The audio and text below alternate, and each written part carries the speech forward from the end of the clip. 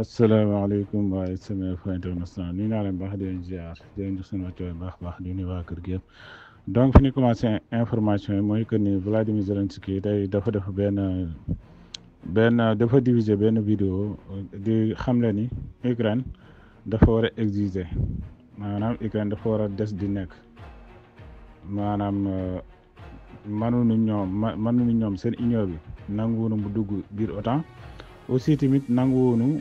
garantie secret Ukraine nee na loolu mënul nekk ndaxte le fait que mënuñu dugg ci OTAN ñu yoon la waa seen union bi ñu garantie que sécurité am protéger ko moom la xamle moom Volodymyr Zelensky ci benn vidéo ba tax na nee na daal honnêtement parler ñoom Ukraine dañ bëgg di nekk Ukraine ba léegi maanaam li mu bëgg a wax mooy que ni seen union bi waruñu ko bàyyi Russie lekk Ukraine ba mu jeex waaw loolu la bëgg a wax moo tax mu ni moom dafa bëgg ñoom waa Ukraine dañu bëgg des di nekk Ukraine mais pas Russie dem ba di ko nangu di ko annexé ak yooyu waaw ba tax na daal nee na ñoom li ñu bëgg mooy que ni jàmm ci àdduna bi aussi tamit ñu garanti leen seen sécurité bu fort bu sérieux moom la xamle moom Zelensky ba tey bokk na ci information yi sëñ Maguette Tall bi sëñ Salim maa ngi lay nuyu bu baax a baax di rafetlu ànd bi sëñ Daawdo aussi maa ngi lay bégg di la ziar di rafetlu ànd bi bu baax a baax di donc fi ñuy dem mooy France Emmanuel Macron dafa xamle ni ñoom pays européens yi dañu war a yeewu ñu gën a renforcer seen sécurité compétitivité moom la xamle moom ginnaaw déclaration bi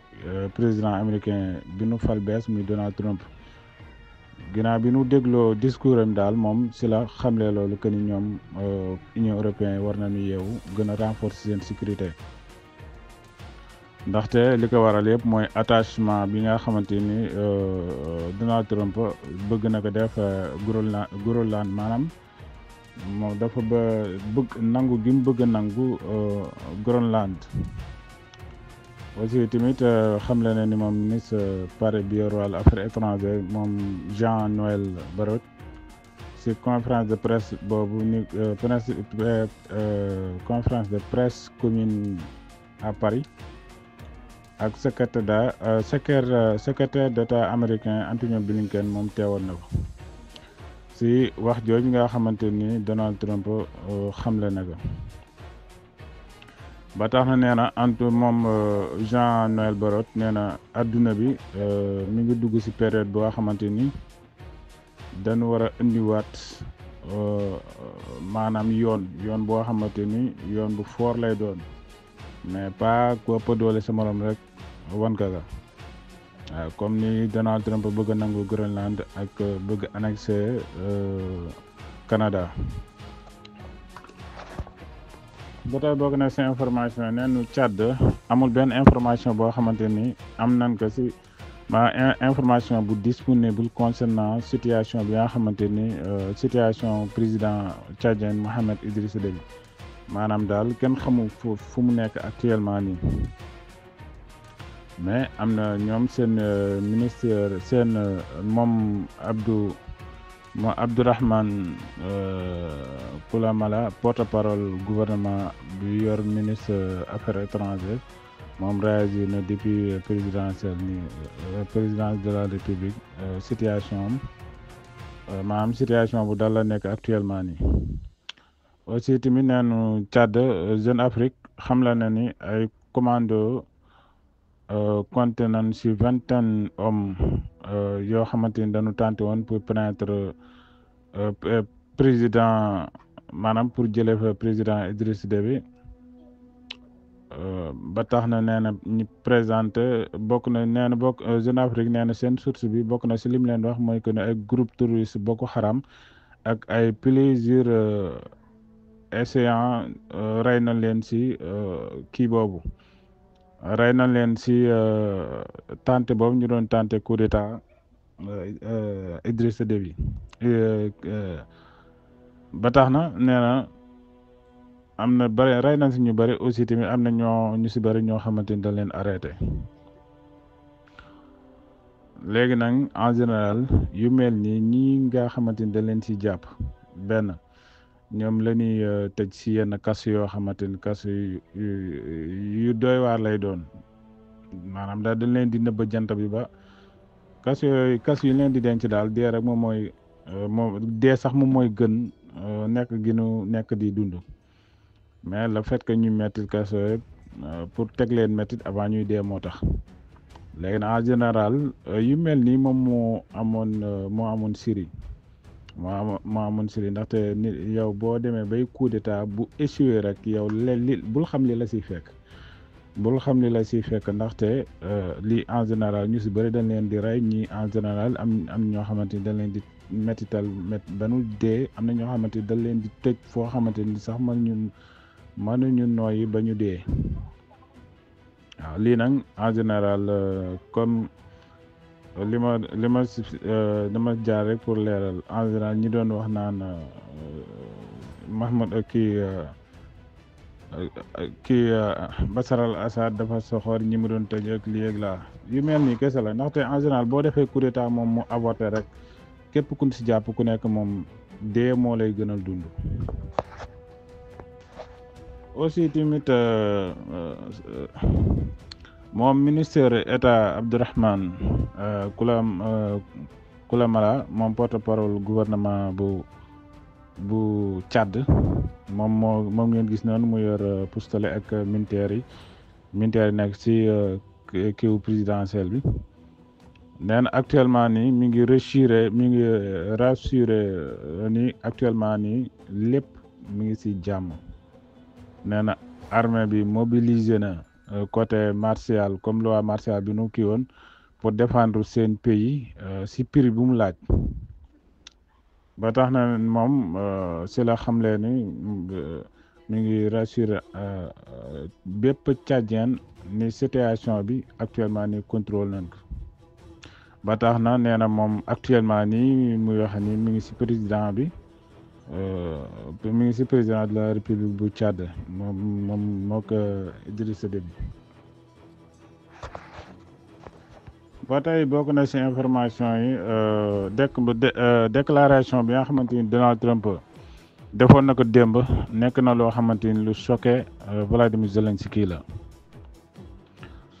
ba tax na nee na ñoom Zelensky si la xam ne ni ñoom dañu am droit di dund comme yeneen réew yi ni ñuy dundee ba tax neen sécurité ñoom dañ leen war a garantir sécurité bu solide surtout àdduna bi yëpp ba tax na moom nee na ñoom constamment dañu war a xamle seen leadership que ni daal réew lañu moo xamante ni dañu moom seen bopp mën défendre mën a défendre jàmm àdduna bi nee na aussi tamit wax na ci système patriote yi nee na ñoom système patriote yi war na disponible pour pays OTAN yëpp nee na même ñoom actuellement nii booy xool ñoo ngi ci OTAN moom loolu wax nee na ñoo ngi ci OTAN depuis longtemps ba tax na kon waruñu leen génnee ci këni ci OTAN waruñu leen génnee ci OTAN waaw booy xool nag Ukraine Volodymyr Zelensky li muy wax ni daf koy soog a jëmmal ak soog a dëggal mais yàgg na ndaxte booy xool Ukraine ni ñu koy jàppalee nii comme si que koo xamante ni dafa bokk ci biir OTAN képp ku bokk ci biir OTAN boo ko laalee rek mooy que ni laal nga OTAN ndaxte soldat OTAN yi ñoo ngi ci biir guerre bi malgré que lenn rek la ñu wutale mooy missile longue portée yi duñu dugg biir Russie ak yooyu même bu duggee biir Russie tamit bi mu commencé dugg biir Russie yàggul mais lépp loo xamante ni tey képp ku nu laal te mu bokk biir OTAN laal nañ ko bépp muy munition muy soldat booy xool daal lépp daal jox nañ ko Ukraine moo tax Volodymyr Zelensky ni ñoom dugg nañ OTAN bu yàgg kon tey waruñu xaar ba tey ñu bëgg leen ci génnee ba tax na nee na ñoom actuellement ni système Patriot yi ak yeneen système missile yi ak yeneen autre maintenant yoo xamante ni ñoo ngi ciy liggéey pour Ukraine recevoir garantie sécurité bu digne ba tax nañ ñoom nee na seen peuple dañ leen war a garantie sécurité bu digne nee na aussi tamit dañ leen war a garantie capable arrêté maanaam ñoom am nañu mënu arrêté Poutine moom la xamle moom Zelensky si réunion bi nga xamante mi ngi ko doon defar rek ministère bi yor wàllu ministère finlandais bi yor wàllu affaires étrangères moom Alina Valtonen moom ba tey wax na ni nee na certains pays ñoom nangu na nee na am na pays yoo xamante ni ñoom doon opposé pour Ukraine dugg biir OTAN ndax moom Elina mooy wax loolu nee na am na pays yoo xamante ni ñoo ngi bokk si biir Union européenne ñoom dañu opposé pour Ukraine dugg si biir OTAN li tax ñu opposé loolu mooy que ni Ukraine li mu ne si guerre moo tax waaw ndaxte bokk na si sarti OTAN yi mooy que ni bu fekkee ne yow da nga nekk si guerre amoo mën-mënu wala carton di si dugg même boo nekkul woon si guerre sax léegi lañ ko yombal mais daan na dem maximum ay 2 ans wala 1 an ferme buy gaawee ba gaaw 1 an ferme mais ak circonstances yi mu nekk ak géopolitique mondiale bi ni mu demee looloo tax comme ñu dugal Finlande ak Suède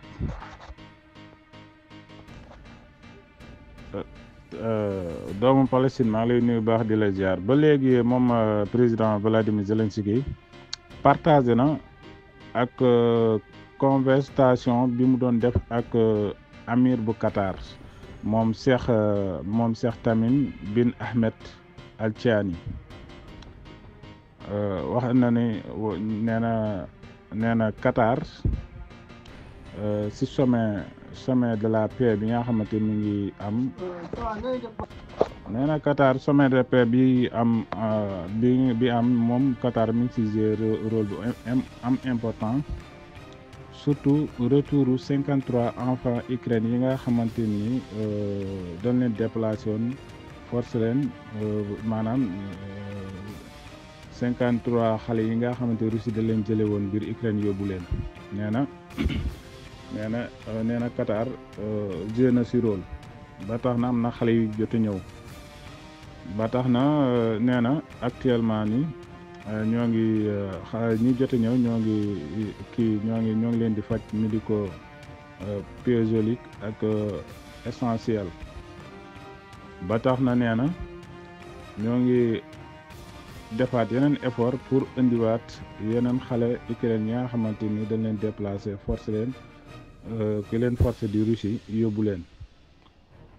mën nañ wax ni guerre bu amee bomb yi tàkk xale yi réer si biir àll bi wala si biir nekk si biir dëkk bi li war mooy nga yóbbu leen jéem leen a aar mais pas ngay def comme Israël li muy def waaw ndaxte Israël li mu doon def Russie li mu doon def noonu aar xale yi moo ko taxoon a jóg mais booy xool Maria Zakharov ak beneen kilifa si lañ leen ak Vladimir Poutine bokk na si liñ ko Cour pénale internationale bokk na li tax ñu tekk daan ni CPI que ni fu nu fekk Vladimir Poutine da nga koy yóbbu da nga koy jàpp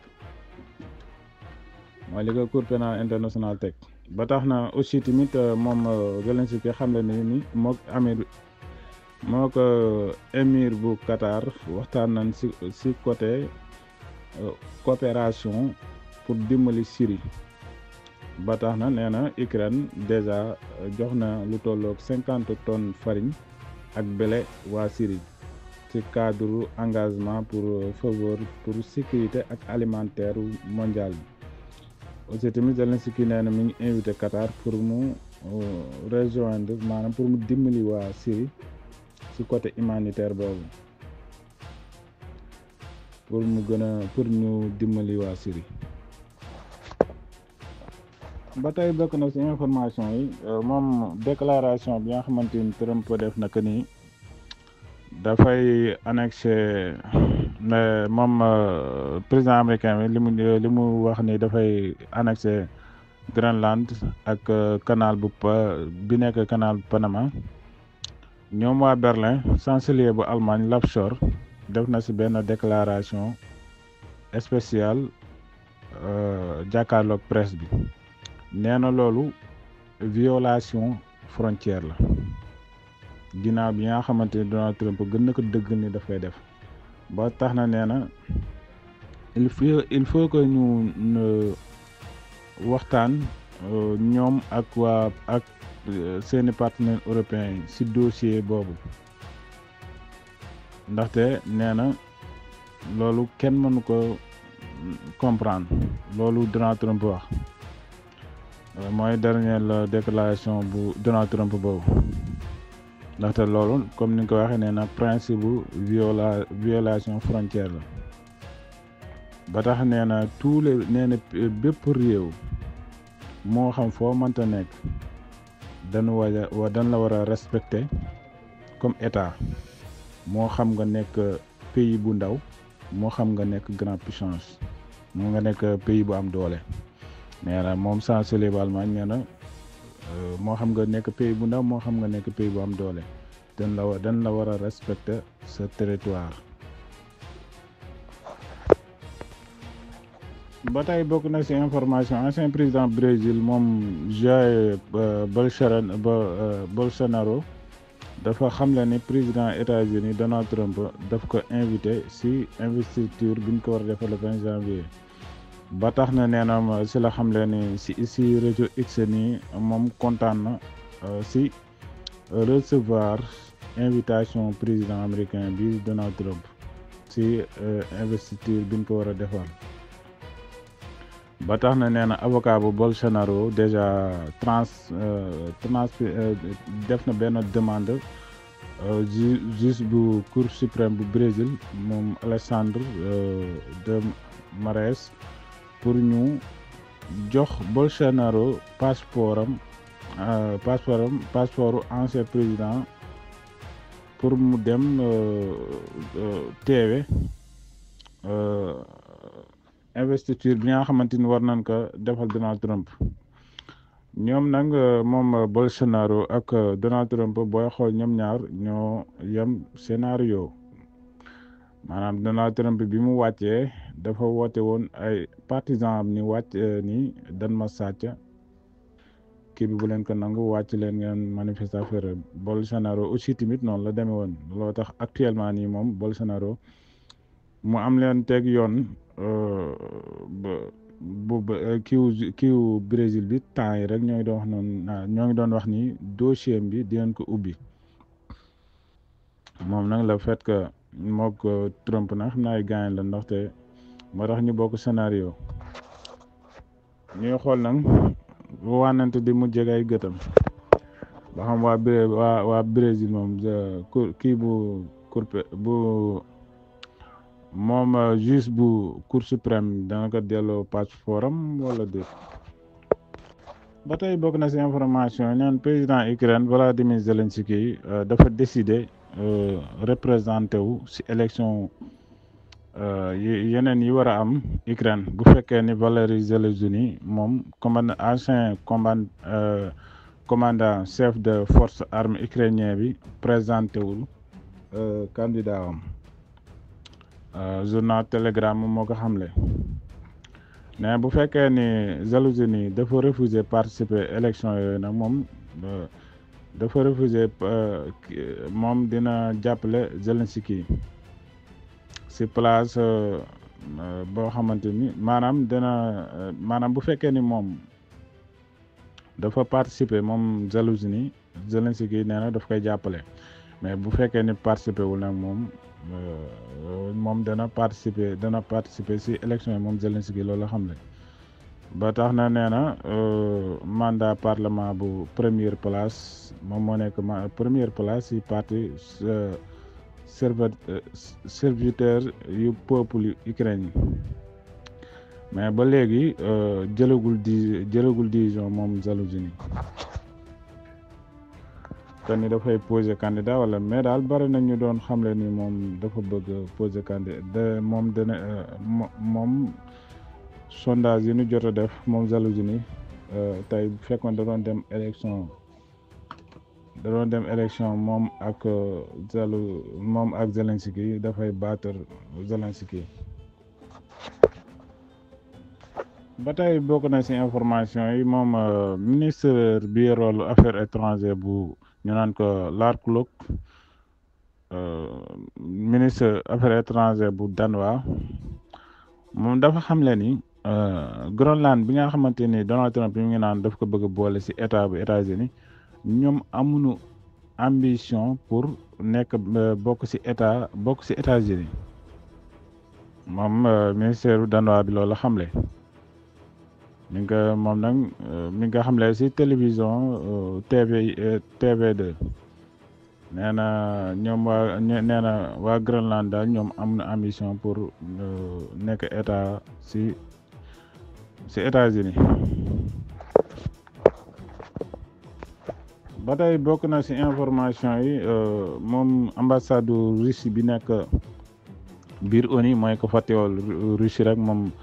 Vasily Nebenzia dafa xamle ni action bi nga xamante Israël mi ngi koy def autour de Golan menace la direct ci intégrité territoriale bu Russie bu Syrie aussi tamit neen représentant bi nga xamante mi ngi ko fay représenté wu moom Israël loolu violation flagrant la ci droit international moom la xam le moom représentant permanent bu Russie bi nekk biir ONU ba tax na nee na moom mi ngi woo collègue am yi ak waa conseil sécurité ñi nga xamante ñoo représenté wu ci secteur organisation mondiale procès pour loolu daal ñu ñaawlu ko ndaxte loolu Israël def loolu violé maanaam koo xamante ni da nga ñëw fekk suufu jaamur nga nangu ko ci doole waaw moom daal nee na loolu kii bi da ko tere droit international da ko tere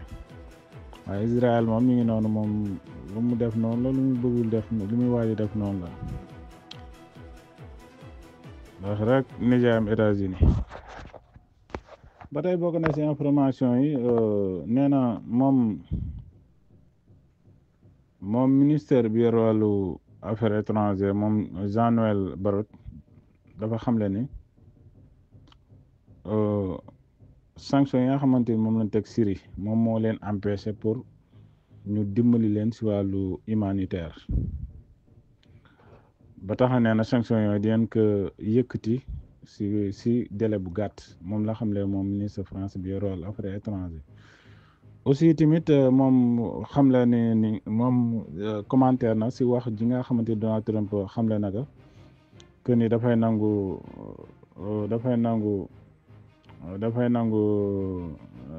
Groenland moom ministre français bi yoroo la affaires étrangères Jean-Noël Barrot xamle na ni nee na déclaration bi Trump def ci Groenland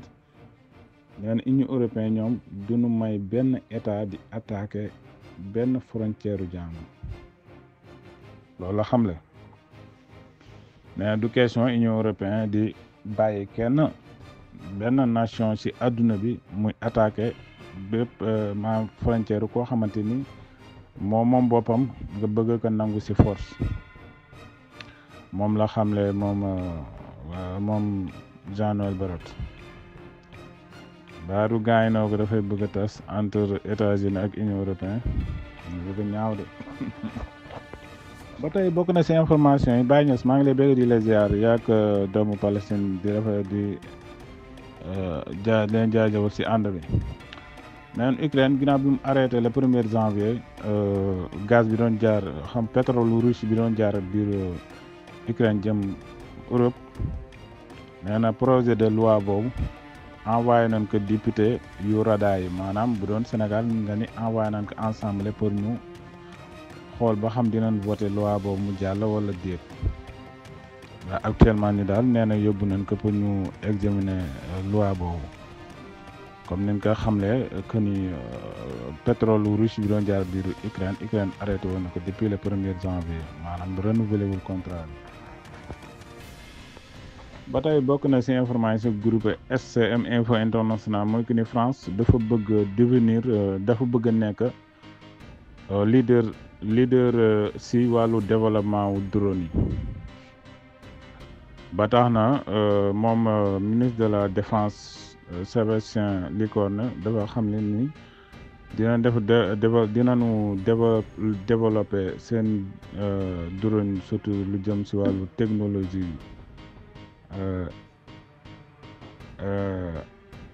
artificielle nee na loolu seen premier défi la intelligent ak artificiel nee na seen drone di ngeen ko gën a développer ci côté technologie nee daal 2005 bi bokk na seen défi yi ñoom waa France bokk na ci yokk seen drone yi gën a liggéey comme tey boo nee drone rek tudd Iran ba tax ne industrie bi yor wàllu défense su français yi en 2025 dinañ gën a liggéey ci côté drone yi maanaam bokk ci leadership yi nga xamante actuellement nii ñoo nekk ci àdduna bi donc fi nga jeexalee rek mooy Hongrie ministère waa Ukraine ñoom seen ministre bi yor wàllu affaires étrangères bu Ukraine dafa wax ni ñoom pare nañu pour jël place Hongrie ci Union européenne ndaxte ak OTAN nee na bu fekkee ni Hongrie dafa décider génn biir OTAN ak biir Union européenne pour rejoindre communauté état indépendance maanaam nekk état boo xamante ni doo bokk fenn ñàkkul ni ñoom dañu am ay information que ni Hongrie dafa bëgg génn biir Union européenne ak biir OTAN nekk benn état bu indépendant bokk na ci déclaration bi nga xamante ni moom la def moom ministre bi yor wàllu Hongrie bi yor wàllu affaires étrangères xam la na ni Ukraine ak Union européenne ñoom situation économie bu metti bi nu nekk du dara warulu ko lu dul transit gaz bi doon jaar biir Ukraine nee na bi doon jaar biir Ukraine rek moo ko waral aussi tamit ministère bi xamle na ni toujours kenn mooy cause bi mooy problème mu marché énergie moom mooy problème mu Europe nee na marché énergie bi daal moom mooy problème mu Europe te européen dañ ko utiliser comme benn arme di ci xeexe Russie daal ba aussi tamit nee na arrêté bi nga xamante arrêté nañ ko gaz bi dafa nekk benn partie boo xamante ni campagne la boo xamante ni maanaam di ci génne information yu wérul ak motivation politique ak consommation intérieure maanaam comme information yi ñu siy joxe ñoom waa Union européenne di wane ni amul problème mu gaz affaire yooyu yëpp ay zaaru kii la rek zaaru campagne la boo xamante ni daal comme ni ma ko wax campagne motivation ak politique ak consommation intérieure donc xam naa mbokk yi fii laa leen di tàggoo di leen wax ni jàmm ak jàmm bu suba ak jàmm incha allah.